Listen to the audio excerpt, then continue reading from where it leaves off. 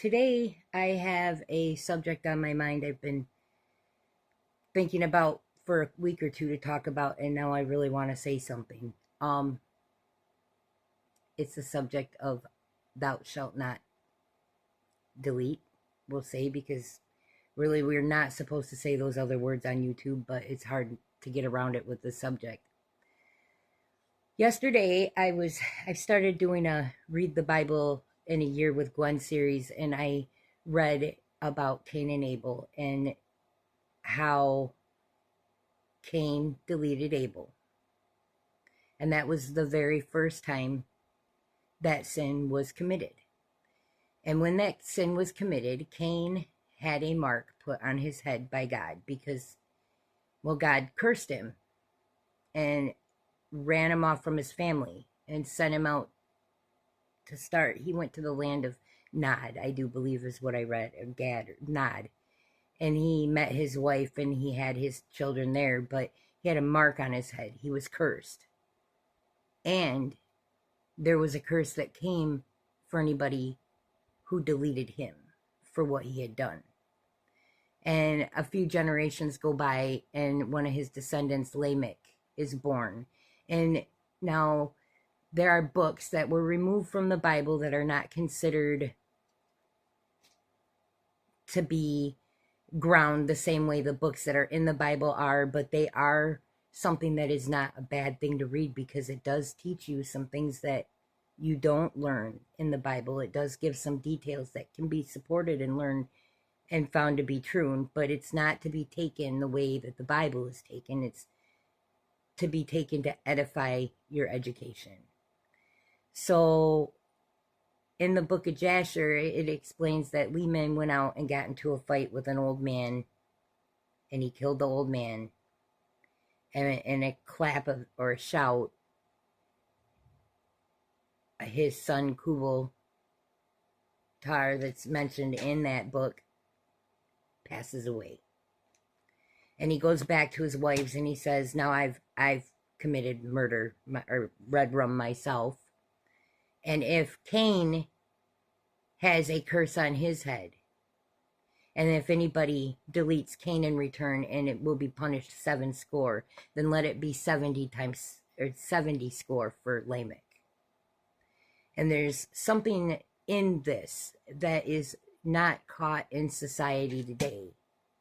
God is the same today and tomorrow as he was yesterday. And he's always going to be the same. And his laws don't change. And if he puts a mark on Cain, and the same mark goes to Lamech, it goes to any man who commits this sin. Therefore, any man who commits this sin is also protected with a curse for anybody who will take his life in return, that they will receive 7-fold what they were given. And Lamech says 70-fold. So they kind of multiply it, but it's not really multiplied. It's straight out. It is wrong to kill, to delete. The very first commandment in the 10 Commandments is thou shalt not delete. And in most of the court cases that we watch today, it's about deletion of somebody for some reason, in some way. Somebody disappears and they're found. Somebody disappears and they're not found. We find serial deleters. We have one-time offenders. We have two-time offenders. We have people that claim it was an accident, put them in suitcases. There are so many cases that involve redrum, and they're disturbing. And the way it comes about and the way it ends and the things that people do to hide it are shameful. And this is one of the secrets in our land that we don't talk about because it's too horrific for the details to be out there. But if you don't realize that people think like this, you don't know what to protect yourself from. You don't know what to watch for. You don't understand how evil thinks if you have a good heart. We've been discussing this in some of the other videos. Well, what does Christ say about it? When you get to Matthew, Mark, Luke, and John, they all describe when Christ was taken away to be hung on the cross. And Peter drew a sword and he attacked a servant of the high priest. His name was Malchus. He's named in the book of John, but his name is Malchus.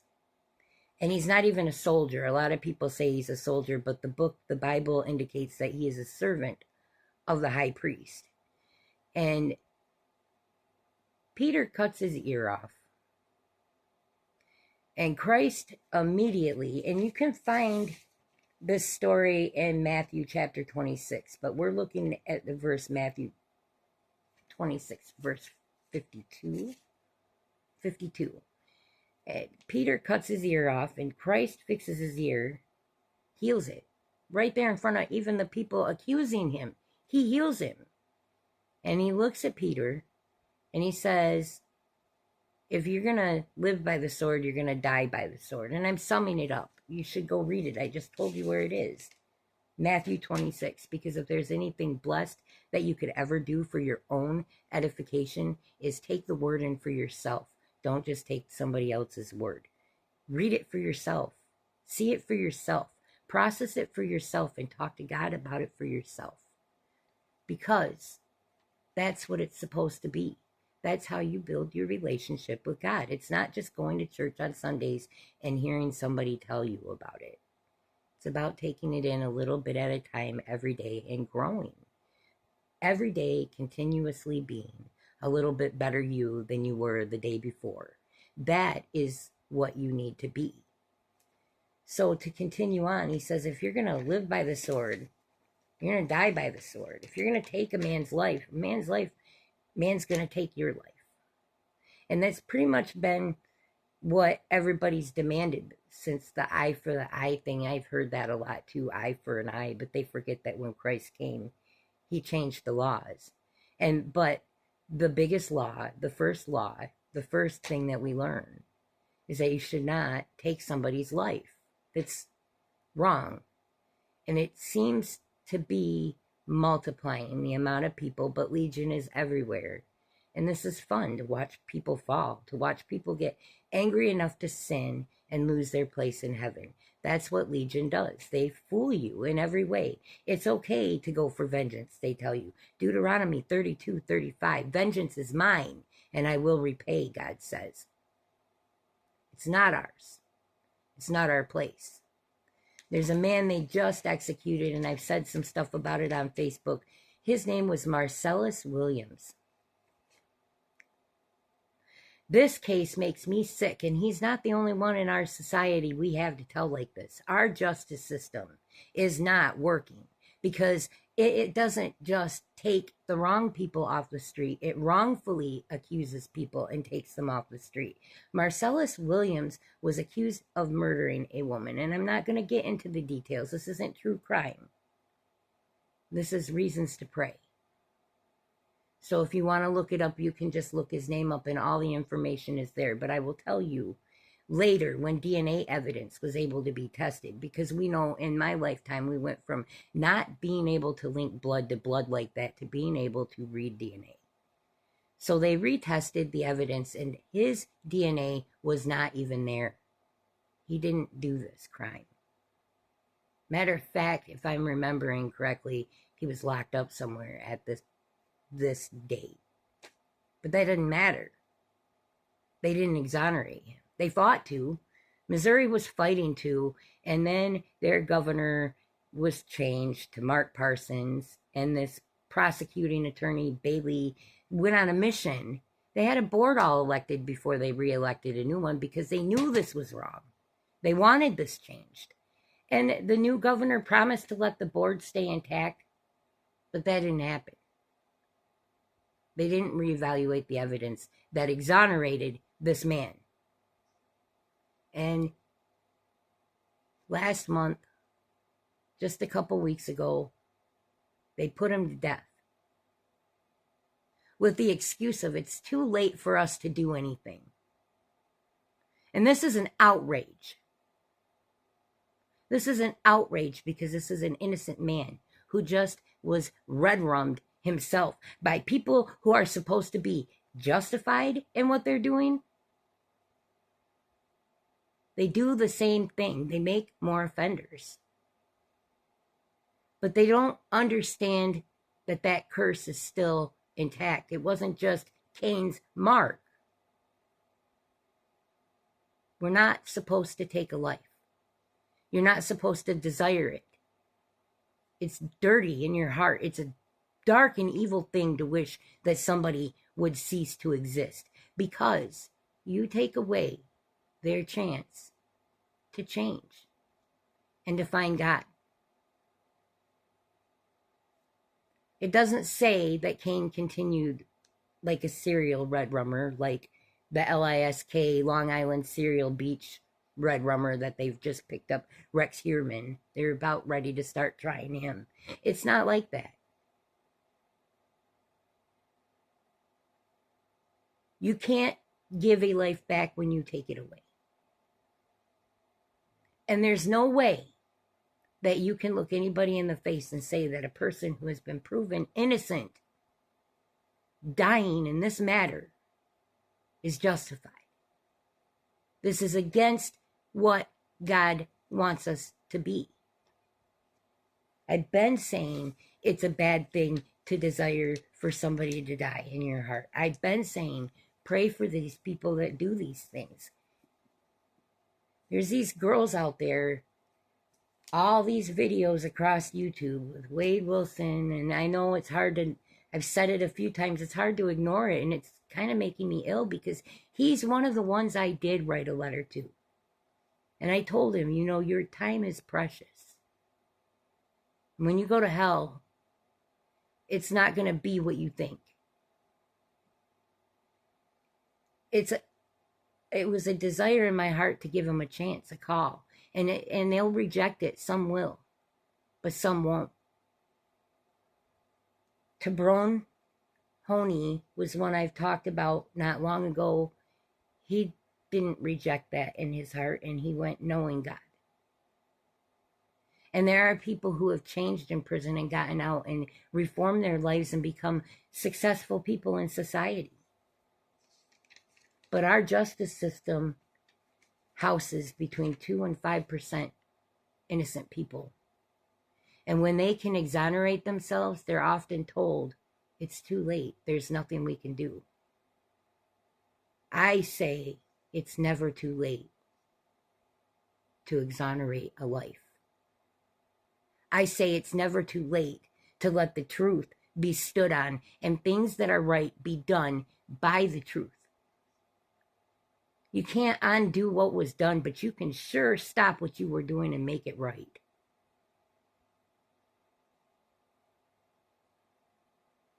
Two to 5% is too much of a percent of this nation to be sitting in prison for something they didn't do, knowing that they are going to be ended with no forgiveness, with no understanding, and no mercy. And if there's anything that our justice system was supposed to stand on, was the idea that a judge has mercy. So now I've said what I've had to say about the death, the redrum penalty.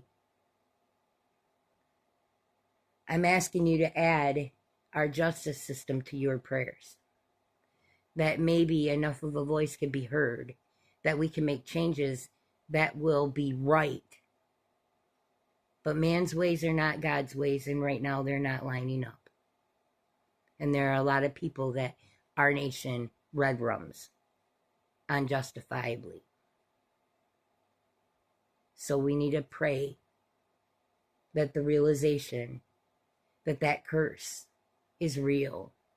You can't take a life that took a life. You'll be cursed for that. You'll become what they are, only worse, because you think you're better and you're still doing what they've done. It still makes you a red rummer. You can't paint it any other way. And all life matters. We should always want to give somebody a chance to come to Christ and be led to right. And that includes the ones that are wrong, that we want to execute, but we should not. It mars our soul, and it does to us what it did to Lamech and what it did to Cain and what it did to Judas. We can keep listing the people who ended up done for in the end in a nasty way. Jezebel. Let's get into Jezebel. That was somebody who desired to see somebody redrummed over a field so that her husband could have what he wanted. At the end of it, what was left was her palms, just as Elijah told her. It's cursed, and it's dark, and it's ugly, and redrum is infecting our nation like worse than STDs. It's in everything. In every TV show, there's somebody being redrummed. In every video game, you have to eliminate something to gain something. It's becoming acceptable in society, and it's not an acceptable practice, not even in pretend. If God says if you look after a woman and you lust after her in your heart, that it's the same thing as being unfaithful, then what does that say about looking after somebody and wishing that you could eliminate them? What do you think God sees in your heart then? I have a very hard time with the comments when I watch trials. I turn them off because most of the time the people are calling out for the very same thing to be done to the person in the same spirit. Like when they put Christ on the cross and they gave him a choice between setting a redrummer free and setting Christ free. The people's heart called for a redrum to be done, and they let the murderer, the redrummer, go. And they hung the innocent man. This is the heart of the people. We are bloodthirsty on a whole. And we need to wake up and see it and fix it because it's not okay. That's why so many people are disappearing. Little kids are not being taught right from wrong. And so you've got 12-year-olds smothering their 8-year-old cousins over phones. You have 14-year-olds redrumming their mothers over not being able to do what they want.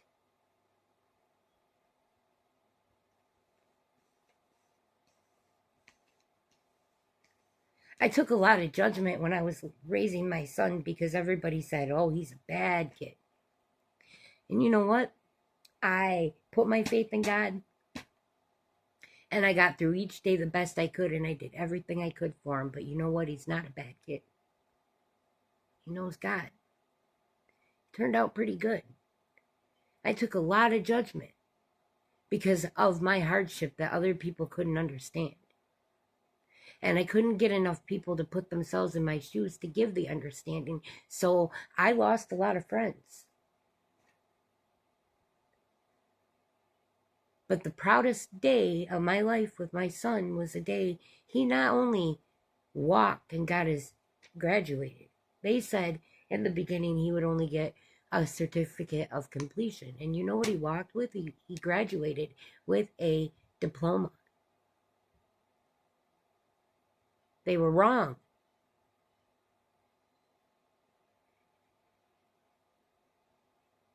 A lot of our society stands on the idea that they're right when they're wrong. If I would have given up and believed what everybody told me then, he would have failed. So if we just give up and don't put our belief in our other people who are struggling, they will fail. And on a whole, our nation's attitude is negative. And the amount of people passing away by other people's hands is disgusting. And the ways that they're finding them. They just found a woman cooking her mother.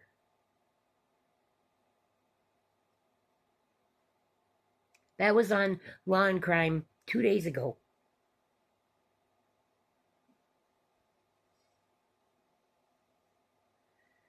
There are so many stories, it makes me sick, and I can keep listing. And you know what, though? There was one story I saw in all the news all week long that I got some hope out of and a reason to understand why we pray for angel armies. She lives in Detroit, and she's a 7-year-old little girl and a 73-year-old prejudiced male. He took a knife and drew a line across her throat.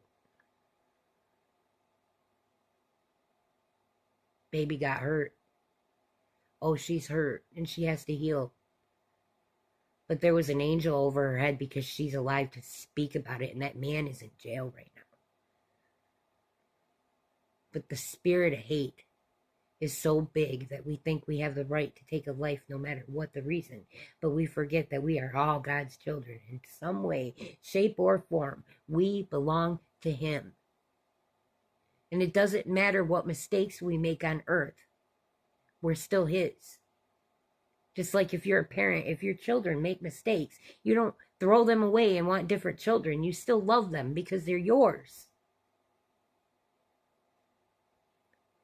But we're not teaching when we need to be teaching. When you can go into a courtroom and listen to people who are supposedly good at heart cry for blood just as sickly as the person who did what they're doing to be there in the first place.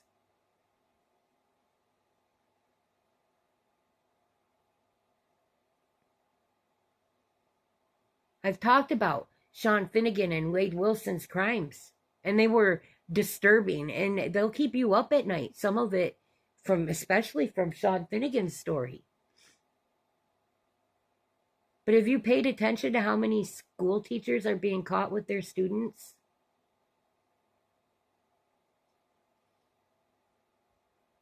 How many of those bondage things are coming out? But I just saw a commercial for a movie where he's controlling his boss.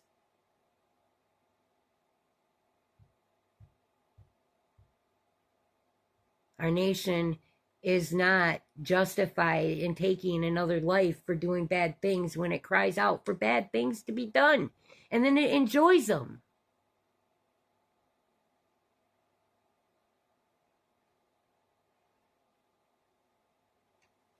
So many names. Curtis Flowers, Glenn Ford, Anthony Porter, Walter McMillan. These are people that had alibis, had proof, and were sentenced anyway. We won't look at the facts. We're running rampant with filth. We need to pray for our justice system because it is flooded right now. We need to start teaching right from wrong, and then we need to actually stand on it in our country, because what are we teaching people when we kill the innocent? When we delete the ones that didn't do wrong?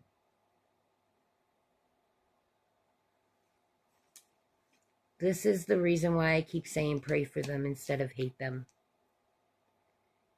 And I mean, Diddy's crimes are not comparable to some of the things that you see going on in most of these trials are redrum in some form.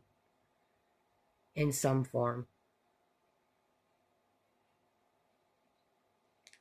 But there are other crimes, and they're just as filthy. And there are other people who are going through what Jennifer Paxton did in this moment. People like Diddy out there making them do the same things like Jennifer Paxton had to go through. There aren't very many good stories in them. They all end with somebody gone and a victim's family. Only one case have I seen this year that didn't end up with a child. The child in question gone, and that was Amanda Eckersley, and she is raising her child and changed her life. But it could have been another tragedy because people don't have morals, and they're easily led astray by the wrong person, and they fall into the wrong paths, and they do the wrong things. And we have things glorifying horrible, horrible ideas on TV and making it look good? Why are we so shocked that there are more than 12,000 people saying that they are sexually assaulted?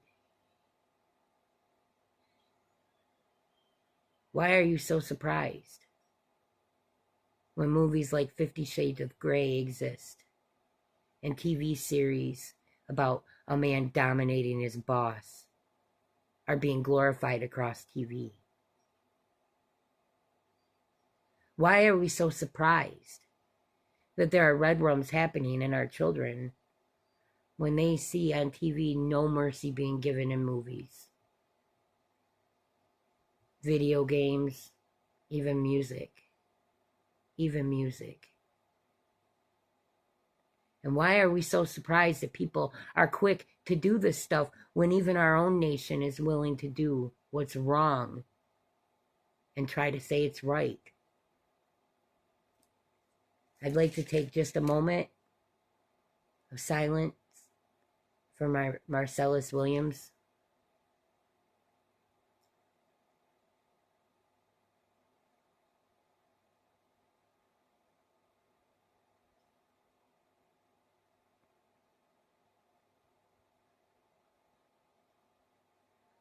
Just pray.